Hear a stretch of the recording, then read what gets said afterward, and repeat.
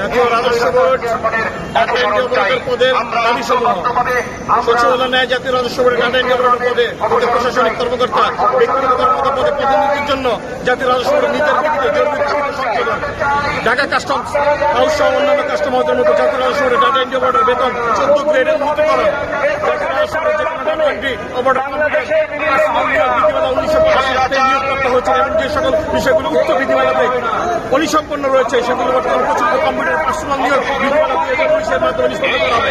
জনপ্রশাসন মন্ত্রণালয় হতে জারিকৃত 42/2019 মাধ্যমে উল্লেখিত বিষয়টি সম্পূর্ণ বিধান রয়েছে। জাতীয় রাজস্ব বোর্ডের এর বাস্তবায়ন এখনো হয়নি।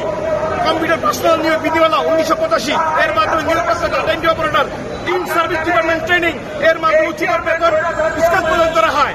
জাতীয় রাজস্ব বোর্ডের সিনিয়র ডাটা এন্ট্রি অপারেটর সৃষ্টি করা হয়। কম্পিউটার পার্সোনাল নিয়োগ বিধিমালা 2019 অনুযায়ী ডাটা এন্ট্রি অপারেটর পদ চাকরি মেয়াদ 5 বছর পূর্ণ হলে সিনিয়র ডাটা এন্ট্রি অপারেটর পদে প্রতিনিধিত্ব বিচার রয়েছে, কিন্তু জাতীয় রাজস্ব বোর্ডের মাঠ পর্যায়ে সিনিয়র ডাটা এন্ট্রি পদে নেই বলে এই পর্যন্ত হচ্ছে। এইটাতে আমরা অবিলম্বে আমরা এটা প্রজ্ঞাপন জারি হিসেবে আমরা আমাদের কাছে অপারেশন করার জন্য জরুরি দাবি জানাচ্ছি। আমরা এই ছাত্ররা জনতার সাথে মিশে যেভাবে সরকারকে নামিয়ে দিয়েছে, এই ছাত্ররা কর্মকর্তা কর্মচারীদের সাথে মিশে আমি বিশ্বাস করতে চাই এই এনবিআর এর চেয়ারম্যানকে টেনে হেঁচড়ে নামিয়ে ফেলবে। আপনারা অপেক্ষা করেন, সময় এসেছে। দুর্নীতিবাদ চেয়ারম্যান এবং তার দূষণ যারা এই চেয়ারম্যানকে সার্বক্ষণিক আশ্রয় এবং তারা আশ্রয়ে থেকে আমাদেরকে চেয়ারম্যান পর্যন্ত পৌঁছাতে দেন নাই, দাবি দাবাগুলি নিয়ে কথা বলতে দেন নাই। আমরা সেই সমস্ত দুষ্কৃতকারী কর্মকর্তাদের এই চেয়ারম্যানের সাথে বিদায় করব ইনশাআল্লাহ। সম্মানিত বন্ধুগণ, সমস্ত ইউনিভার্সিটি, কলেজ, স্কুল পর্যন্ত দেখছেন একটা লাইন লেখে পদত্যাগ করলাম। এতদিন এই মানুষকে কষ্ট দিয়েছে এই কর্মচারী অঙ্গন থেকে বলতে চাই, আমরা দীর্ঘ 5 বছর আমাদের এই 9 দফা দাবি নিয়ে মাঠে ময়দানে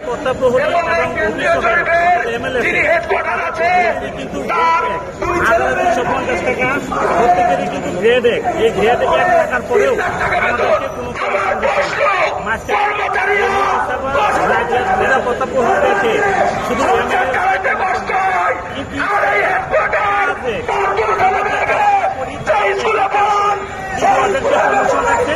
আমাদেরকে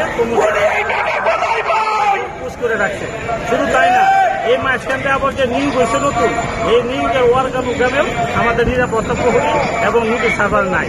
এইভাবে প্রত্যেকটা ক্ষেত্রে তৃতীয় শ্রেণী, চতুর্থ শ্রেণী, দ্বিতীয় শ্রেণী সব জায়গাতে গ্যাপে গ্যাপে একটা সমস্যা রেখে দিচ্ছে। এই সমস্যাগুলো রেখে তারা নতুন করে নিয়োগ বাণিজ্য দিচ্ছে, নিয়োগ দিচ্ছে তারা নতুন করে।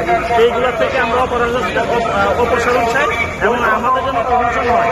পদ যেতে না থাকলে আমাদের দুর্বলতা আছে, এখানে মুখ্য সন্তান আছে, এবং অনেক মাস্টার গ্রাজুয়েশন করা প্রয়োজন আছে, তারপরেও নিরাপত্তা নোটিশ সার্ভার এদেরকে প্রমোশন ভোগ করে দিচ্ছে।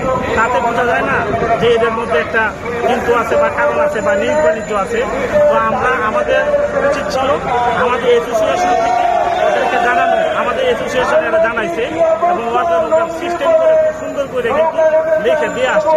তারপরে আমাদেরকে প্রমোশন দেয়, আমাদেরকে কমিশনার বরাবর যে ওয়ার্কানুগ্রাম, ওই ওয়ার্কানুগ্রামে আমাদেরকে রাখে নাই। নোটিশ সার্ভার এবং নিরাপত্তা প্রহরী এই ব্লক পোস্টে যদি আমাদের ছেড়ে দেয় আমাদের আর কোনো দাবি নেই। ধন্যবাদ।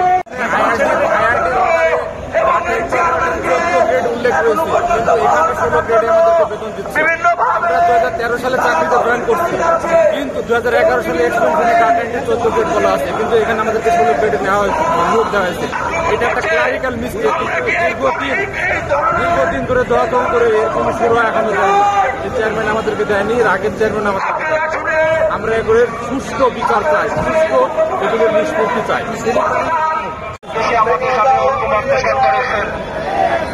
চলবে না রে, চলবে না, দুর্নীতি চলবে না।